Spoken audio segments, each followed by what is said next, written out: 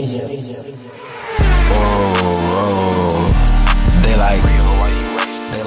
up, y'all? This Relly back with another video. Yes, son. Today we gotta talk about the Dallas Mavericks, right? We just got to. But before we get into that, I need you to smash that subscribe button. If you are already subscribed to my channel, share it to somebody who ain't subscribed because we are still on that grind. But with all that being said, though, we got to get into this conversation.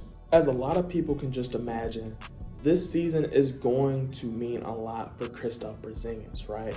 Not saying if he doesn't perform, he's going to be out the league. No, Kristaps Porzingis is destined to be in the league.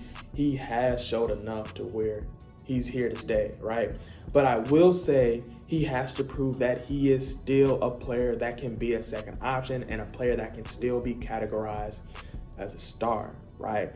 And now that they have a new coach in Jason Kidd, who is going to have a system where he implements Kristaps Porzingis in the system, Kristaps Porzingis have to show why he should be a part of the system or a focal point of the system, right? Which is why I kind of expect a breakout season from KP, and Luka Doncic is going to have to need that from KP in order to make a difference in the playoff. You get what I'm saying? Because what we've seen now, Luka Doncic can lead a team as far as 7 games in the first round. He can do that. He can carry his team by himself, but he also showed that he just needs a little bit of help consistently in order to completely get the job done. And KP is supposed to be that guy, right? Yes, he's going to have to stay healthy. Yes, he's going to have to show it consistently. But KP knows this. He understands what's on the line right now. You get what I'm saying? Because if he folds this time, people is going to say, you was screaming about you wanted the ball more, you wanted the system, wanted to be more involved in the system. How can you be wanting to be more involved if you cannot stay healthy or you just not consistent? You get what I mean? And I think right now the Dallas Mavericks is just trying to ensure themselves that their roster is the roster they needed to be. You get what I'm saying? And KP, like I said, he knows this. Dallas knows this. Luka Doncic knows this, right? And they have to know that the Western Conference right now is open, right? With the Clippers hurt, with the Golden State Warriors being a legitimate wild card, because honestly, I can see them contending as well, but we're not sure because we don't know how they're going to respond off the injuries, right? And I really think all of the threats is out east, right? Which opens the doors for teams like the Dallas Mavericks to show why they can be threats for an NBA championship or at least the Western Conference Finals. Now, some people might ask, should the Dallas Mavericks still pursue point guards such as John Wall or Goran Dragic, even though they just signed Frank? And the answer to that is yes. Honestly, I don't think Frank will really show his value his first year on the Dallas Mavericks, or at least the first half of the season, right?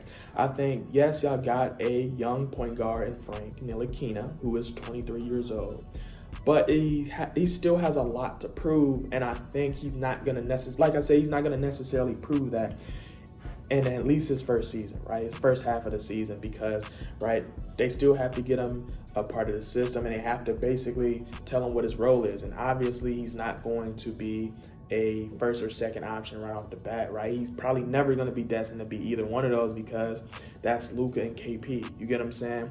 And how Jason Kidd is probably going to run that system. Yes, he's going to have him in the offense if he starts or come off the bench, but he's not going to be the true focal point of the offense, right? He's going to be getting Luka Doncic and KP going, right? So they can get the feeling it, so they can feel good and make the offense even better. You get what I'm saying?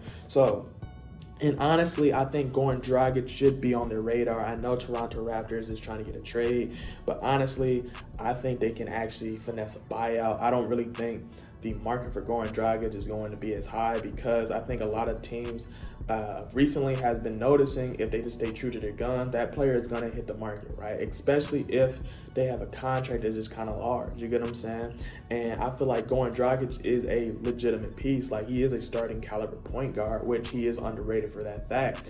But I do think from what he's getting paid to what he brings, I think a buyout is a possibility, right?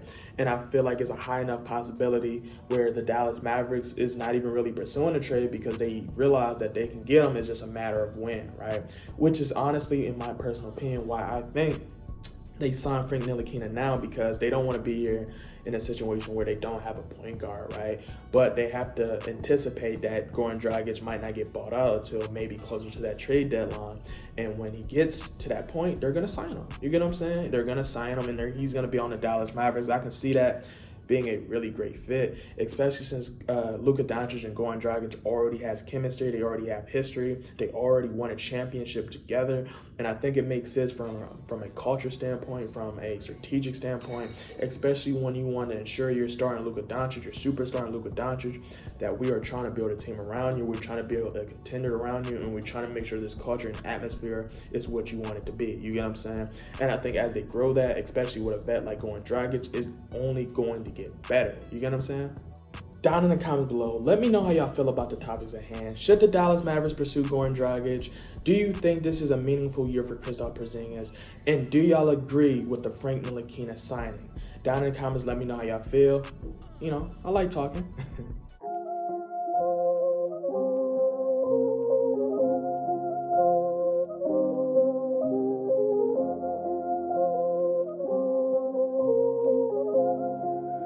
That's Atlantis with that money.